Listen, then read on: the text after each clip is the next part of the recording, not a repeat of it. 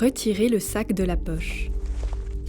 Regardez en l'air, à droite, à gauche, jamais derrière.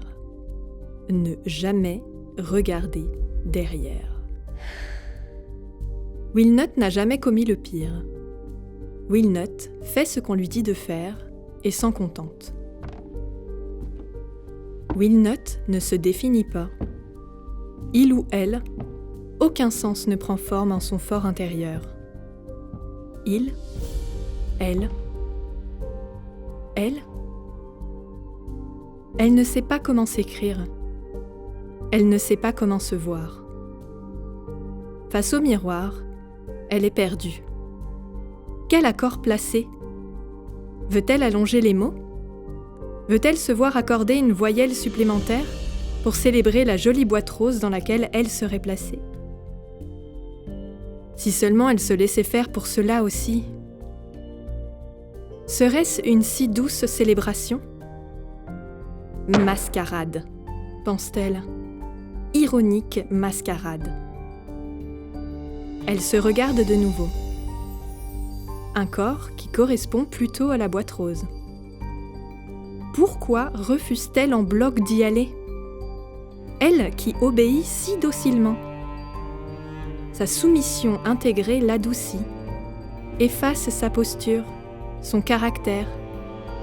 Juste ce qu'il faut pour que la petite boîte rose lui irait si bien.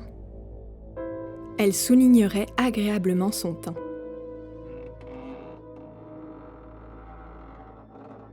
Et qu'y a-t-il dans le sac ? S'est-elle jamais posé la question ?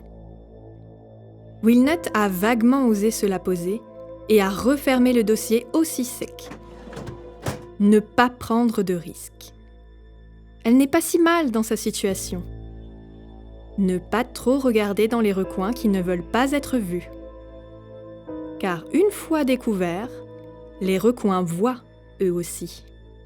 Ils vous poursuivent, ils sont partout.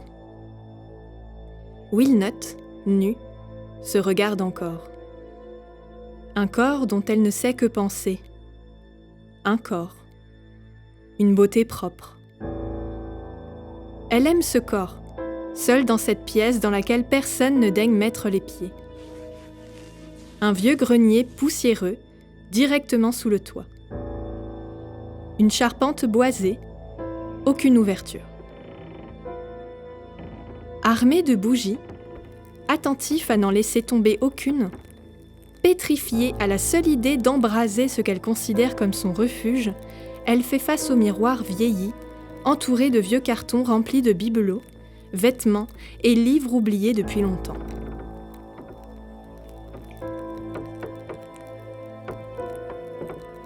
Ces moments complices lui sont précieux. Rares moments durant lesquels elle se sent maître de son regard sur elle-même. Elle décide de ce qu'elle apprécie. Elle s'offre un regard neuf qui accueille chaque parcelle avec un intérêt bienveillant. Curieux, elle ne se lasse pas de découvrir et redécouvrir un pli, une courbe, un angle, un creux. Elle prend un plaisir plein de douceur à ne pas s'évaluer. La lueur de la bougie, chaleureuse, lui dévoile ses propres mystères, à son rythme, selon son accord et sa volonté de l'instant. Elle s'amuse de mettre en mouvement ce corps si surprenant qu'elle habite.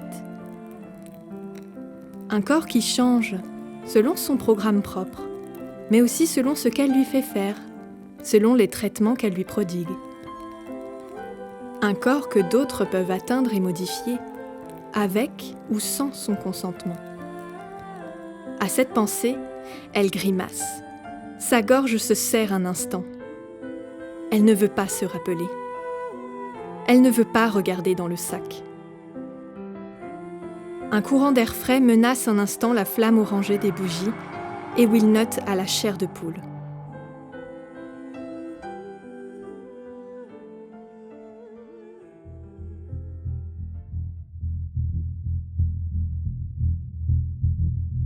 Will est dans sa chambre, assise sur la tranche de son matelas, les deux poings enfoncés dans la couette, les yeux dans le vague, quelque part au niveau du tapis bleu.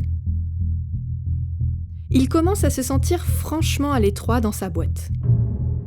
À vrai dire, il n'a jamais osé en parler, mais il n'aime pas tant que ça le bleu. Du moins, pas à ce point. Il regrette tant de choses. Les souvenirs lui tordent le ventre et lui font faire des cauchemars chaque nuit. Will est rempli de cette tristesse profonde que les braves n'auront jamais le droit d'exprimer. Il se sent comme au bout du rouleau, au bord de la route, prêt à tomber dans la ravine.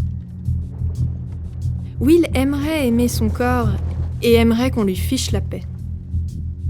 Will, assise sur son lit, rêve d'être en paix avec son sexe et sa sexualité. En paix avec les autres. Surtout Will Nutt. Si seulement elle était la seule. Son érection lui fait mal.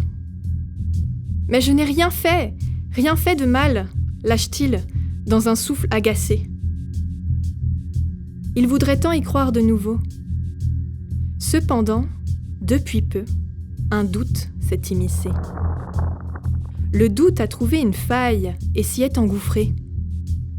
Et maintenant, il est anxieuse. Will se sent menacé dans sa forteresse bleue, qui ne lui a jamais plu autant que ce qu'il a voulu faire croire. Se faire croire. Will est anxieuse ce soir. Son pouls est un peu trop rapide, sa poitrine contractée, et il ne sait plus s'il a trop chaud ou trop froid. Quoi qu'il en soit, ça ne va pas. Il est tenté de simplement plonger dans ses habitudes, regarder les corps offerts sur ses écrans, laisser couler la pression hors de son corps. « Sornette !» lui siffle une voix tendue, quelque part à l'intérieur du ventre. « Cela n'est pas la vie que tu veux. Réveille-toi, Will !» Posez le sac hors de la vue, bien caché, hors d'atteinte. Juste poser le sac, sans regarder, et partir sans se retourner.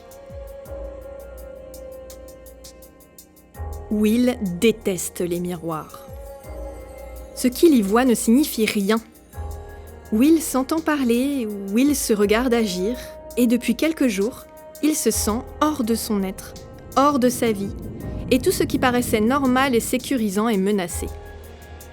Menacé car Will Nutt...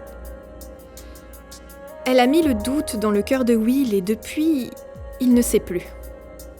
Will a peur de ce qu'il pourrait découvrir sur ce qu'il a peut-être fait, ou peut-être, et même certainement, n'a-t-il rien fait, non, rien fait de mal.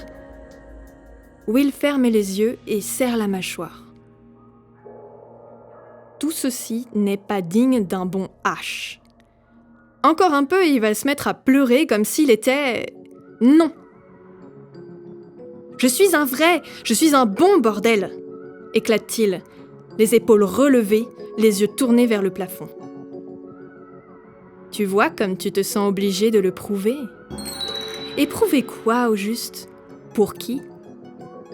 Encore cette voix du ventre. Cette voix est dure, sèche. D'un air de défi, Will empoigne son sexe et se dirige vers ses écrans. Mais l'érection n'est plus là. Prise dans ses sombres pensées, il n'avait même pas remarqué. Ne pas avoir le contrôle sur tout ne signifie pas être faible, Will. Les poings serrés, il se dirige vers son fauteuil face à ses écrans, prêt à lancer une session vidéo. « On va voir ça !» siffle-t-il entre ses dents. Dans sa précipitation, il heurte le bureau et sa lampe, après la secousse, tombe au sol et se brise, laissant la pièce dans le noir.